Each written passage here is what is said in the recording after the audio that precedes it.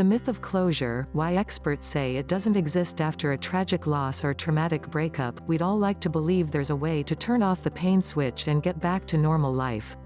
So when well-meaning friends and family say, you just to find some closure, we think that's the answer.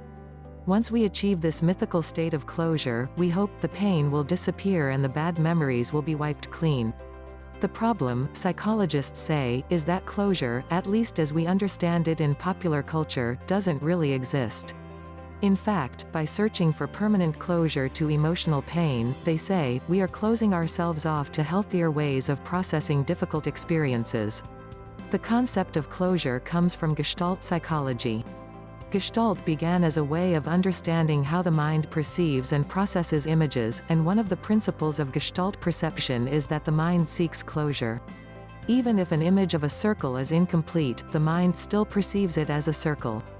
Over time, this principle crossed over to the processing of life experiences. If you suffered an unresolved trauma in the past, Gestalt taught, then you were unable to fully move on until the issue was closed in some way.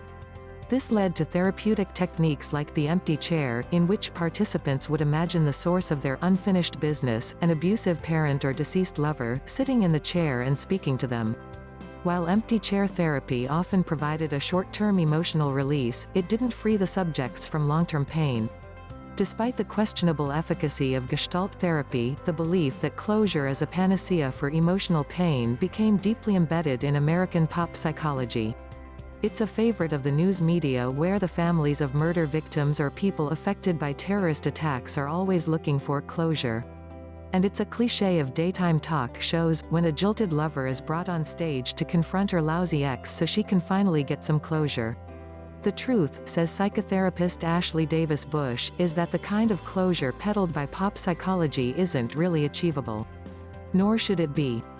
We want happy endings, Americans like happy endings, says Davis Bush, author of Hope and Healing for Transcending Loss. We're a feel-good society. We like clean-cut things. We want to believe there's an end to pain. In reality, it's not that the pain ends, but it changes over time. When Bush sees clients who are grieving a lost spouse or close family member, she doesn't talk about achieving closure, which to her is the equivalent to trying to close the door on honest, if sometimes painful emotions. Instead, she uses terms like healing and growth, and helps surviving spouses learn how to live with loss, how to carry the precious memory of the loved one with them in positive ways. I also call it living with the love, Bush says, really allowing the memories of that person to fortify you. Recognizing that you're a different person because you loved them, that they're still with you in certain essential ways, and not being afraid to honor that relationship. Honoring a relationship with a deceased spouse doesn't mean that the widow or widower is stuck in the past or will be unable to form new relationships. In fact, it's often the opposite. By not attempting to blunt or shut down their honest feelings, they remain emotionally alive.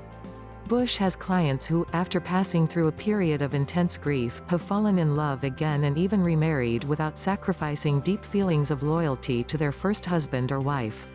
Bad breakups. But what about divorces and bad breakups? Is it still a bad idea to seek closure if you're having a hard time moving on from a painful end to a long-term relationship? That's a different situation, Bush says. I do think that closure is more relevant when you have the end of a relationship. There really are elements of closure, whether it's signing the divorce papers or moving out of the apartment you shared. There's a more specific kind of closure that we think is achievable. Yet at the same time we are always affected by our past relationships and will carry those experiences with us. Bush says we still need to learn how to honor the relationship and gather wisdom from it, even if it didn't end the way we imagined it would. The question, she says, is whether the emotional baggage we take away from the relationship will be heavy or light. One way to lighten our emotional baggage, research has shown, is to write about the breakup. Specifically, researchers asked 100 people who had recently experienced a breakup to journal for 30 minutes a day for 3 consecutive days.